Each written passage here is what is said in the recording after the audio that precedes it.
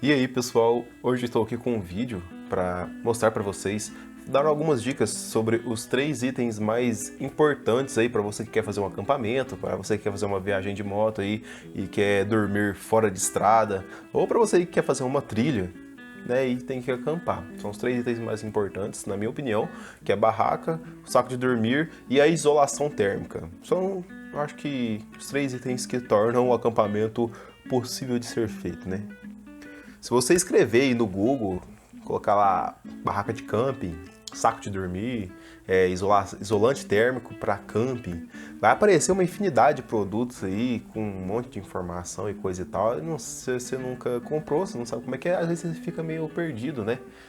Então aqui eu vou te dar alguns requisitos que você deve olhar, né, para você atentar.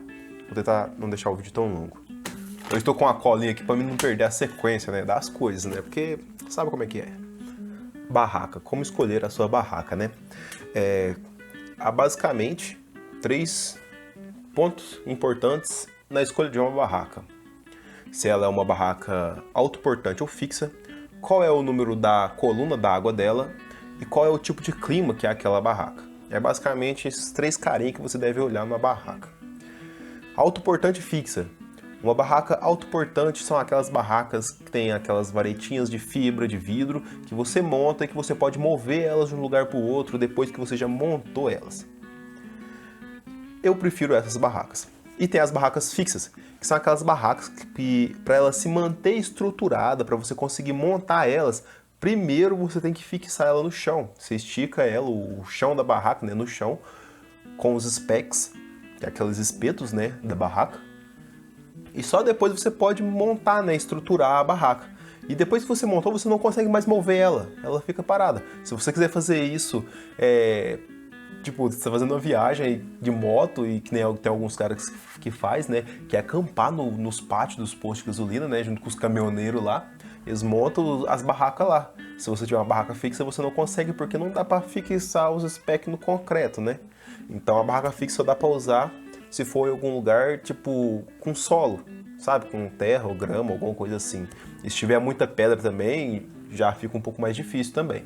Eu prefiro as autossuportantes, porque, por algum motivo, eu sempre monto a minha barraca no lugar que eu não queria que ficasse. Aí eu tenho que arrastar ela um pouco pro lado, ou pra frente ou pra trás, entendeu? É bem melhor. Coluna d'água. Coluna d'água, quando você vai comprar, sempre tem lá no anúncio lá um número em milímetros. Coluna d'água tá lá sei lá, 200 milímetros. Essa é uma barraca bem ruim. 1000 milímetros, 2000 milímetros de coluna d'água. O que são esses números? Basicamente, não vai adiantar eu te explicar como que eles descobrem esse número. Mas é que acima de 1500 milímetros de coluna d'água, a barraca é considerada impermeável. Abaixo de 1500 milímetros de coluna d'água, a barraca é considerada resistente à água. Ou seja, aí até a barraca que está abaixo dos 600 milímetros, ele vai aguentar aí um chuvisqueiro, uma garoa, uma coisa assim. A minha barraca é de 300 milímetros, ou seja, se eu cuspir nela lá, eu molho lá dentro.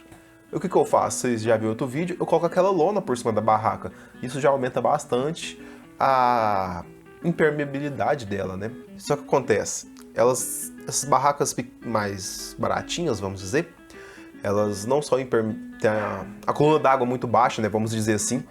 Só que se chover, cara, não é que a água vai simplesmente atravessar o pano.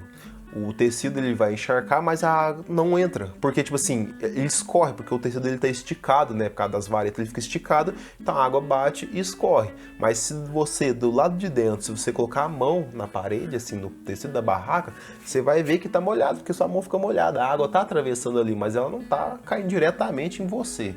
Por isso que eu coloco a lona por cima, para aumentar a impermeabilidade, e coloco uma lona no chão para não molhar minhas coisas. Já peguei chuva aí com ela, a barraca molhou, mas eu não, e nem minhas coisas. Então, tipo assim, eu meio que me viro, sabe? Acima dos 600 milímetros de coluna d'água aí, até uns 1000, vai aguentar aí uma chuva, essa chuva tropical, que dura 10 minutos, meia hora de chuva, vai aguentar beleza.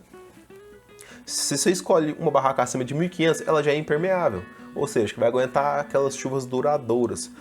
Mas dificilmente alguém escolhe acampar num dia que está com previsão de chuva, porque é importante você olhar isso, tá, cara? Quando você for acampar ou fazer alguma coisa assim, olha a previsão do tempo antes. Mas tem casos de pessoas que simplesmente estão rodando, estão viajando e com chuva ou não eles têm que acampar. Então é melhor se preparar, né, por causa de chuva. Beleza? Milímetros, acima de 1.500 é impermeável, abaixo de 1.500 é resistente. Quanto mais baixo for, menos aguenta. 300 milímetros, no caso da minha, vai aguentar só chuvisqueiro, tá? Garoa, esse tipo de coisa, se chover forte, já era. A questão do clima. Tem algumas barracas que são barracas para frio, outras são adaptadas para calor e algumas são as chamadas 4 estações, que são aquelas barracas para lugares extremos, para os caras que sobem lá nas montanhas dos Alpes, dos Servos, da Mongólia lá, que pega vento de não sei o que, com neve e tudo mais. Essas barracas são um absurdo de caro. E não tem tanto mercado delas aqui pro Brasil porque não tem esse clima extremo aqui, né? Não tem neve, assim, não tem aqueles ventos, sabe, de derrubar as barracas. Talvez até tenha, cara, mas eu nunca ouvi falar. E até porque o mercado desse tipo de barraca aqui é bem fraco. Aqui geralmente tem as barracas, são as barracas para lugar tropical, né? Que são as barracas chamadas de barraca 3 estação. Que são aquelas barracas que tiram, que tem uma cobertura, que tem aquelas telinhas. Quanto mais telinha tiver, mais fresca a barraca fica. Se vocês procurar aí, tem algumas barracas que ela tem uma capa. Essa capa você tira. Aí você tira essa capa, você fica tudo fresquinho ali, arejado, para lugar quente.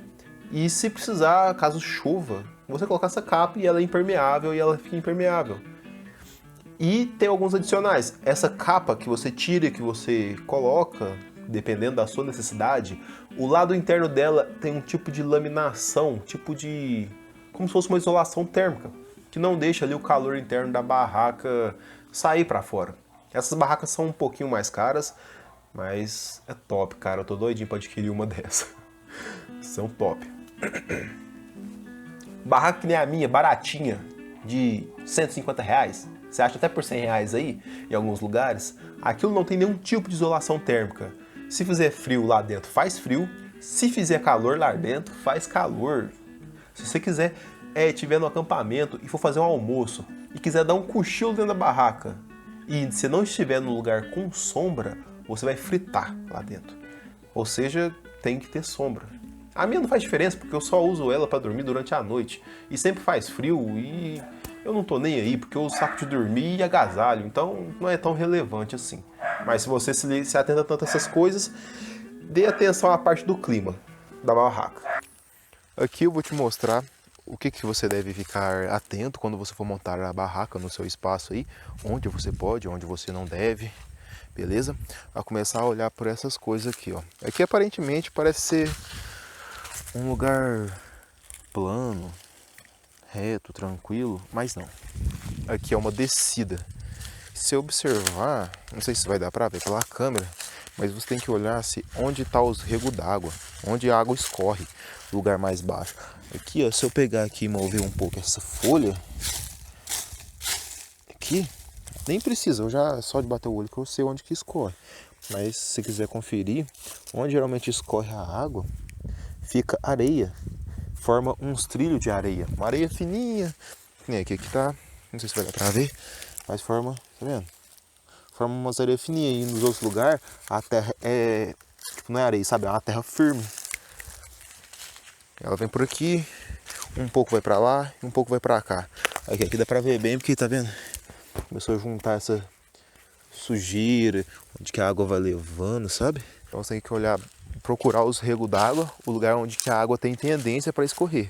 Não monte a barraca em cima desses lugares, porque se chover, vai inundar a barraca por baixo. Olhar também a questão da sujeira. Tirar as pontas de pau, os paus secos, qualquer coisa que seja pontiaguda aí, que esteja atrapalhando. Aqui eu falo dos lixos, mas o espírito de porco nunca tira os lixos. Deixa ali, depois eu levo isso. Olhar também se você não vai montar a barraca em cima de um... Cadê? Eu tinha visto um aqui. Em cima de um formigueiro. Exatamente. Aqui, deixa eu ver.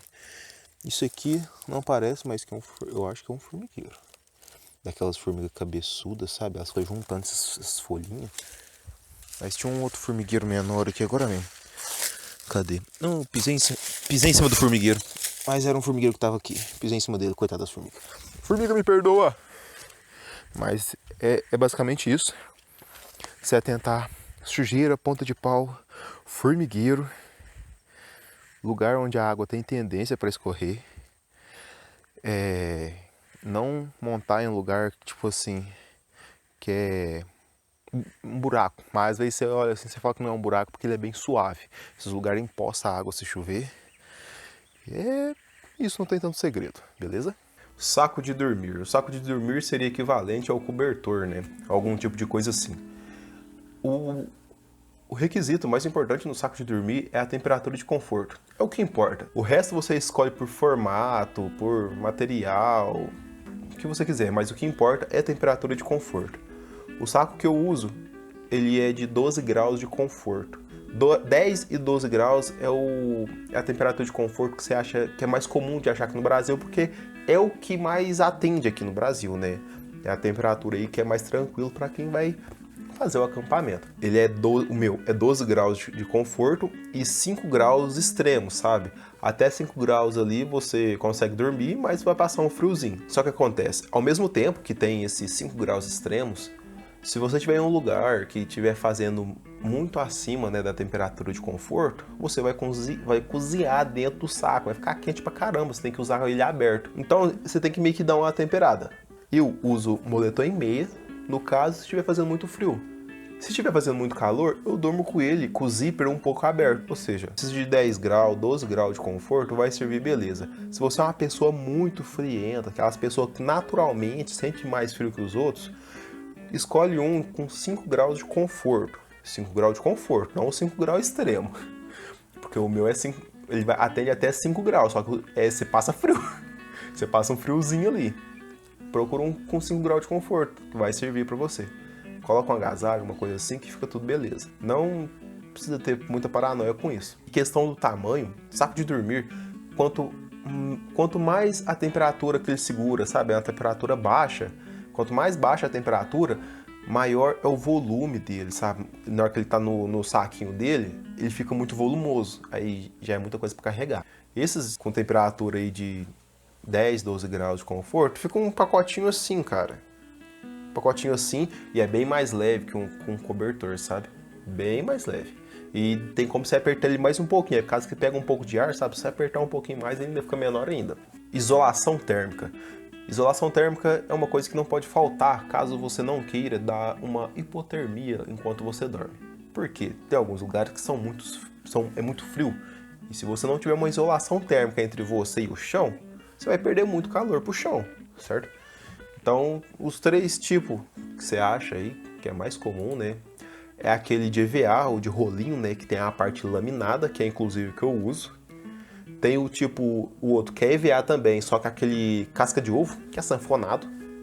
E tem os infláveis, né? Que são os mais caros, né? São os mais confortáveis.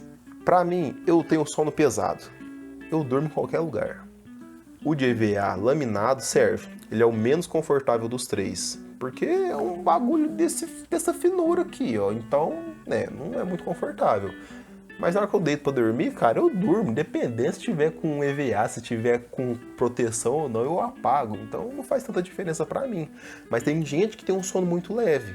Então pra quem tem sono leve, quem tem dificuldade pra dormir por causa de conforto, essas coisas, eu não aconselho a pegar esse de EVA, sabe, esse fininho. Pega o casca de ovo pra cima. O casca de ovo ele já é mais confortável, ele é mais grosso, então ele é mais macio. Se possível, se você é ruim de dormir, compra um inflável. Vai pagar um pouquinho mais caro, mas você vai conseguir dormir. E dormir é importante, cara. E eles estão também na sequência do mais barato pro mais caro, também nessa mesma sequência. O de EVA, o laminado, o casca de ovo e os infláveis. Os infláveis aí tá na casa dos 300 para cima. O de EVA aí tá na casa dos 50. O casca de ovo sanfonado aí vai estar na casa dos 80 reais, 100 reais, por aí. É importante que você tenha, qualquer um que seja desses 3, tenha pelo menos um. não fique sem isolação térmica. Isso pode acabar com o seu rolê, porque você pode acordar doente, gripado, você pode acordar no meio da noite tremendo de frio, só porque você perdeu a temperatura do seu corpo ali pro chão. Ah, e o EVA, o laminado, ele tem lado para usar, viu? Os outros não tem, mas o laminado tem. A parte do alumínio tem que ficar virado pro seu corpo, porque senão não adianta nada. Pessoal, esse foi o vídeo. Qualquer dúvida que você tenha, coloque nos comentários desse vídeo, cara. Eu respondo todos os comentários, porque às vezes ficou alguma coisa que ficou faltando, que eu não coloquei aqui na minha bendita lista, para eu explicar para vocês. Às vezes alguma coisa não ficou muito bem explicado. Eu gosto de falar dessas coisas. Então, se tiver qualquer dúvida, cara, escreve nos comentários aí, aparece a notificação do comentário no meu telefone. Às vezes eu respondo até na hora, beleza? Se tiver alguma dúvida, coloca aí nos comentários, cara. Não deixa passar, porque esses são os 3 itens mais importantes, então não custa nada falar, né? Eu tô aqui, dá uma forcinha pra vocês, beleza? Se você gostou, se essas dicas serviram de alguma coisa aí pra você, dá aquele like aí no vídeo, fortalece o canal. E eu vou ficando por aqui e até a próxima.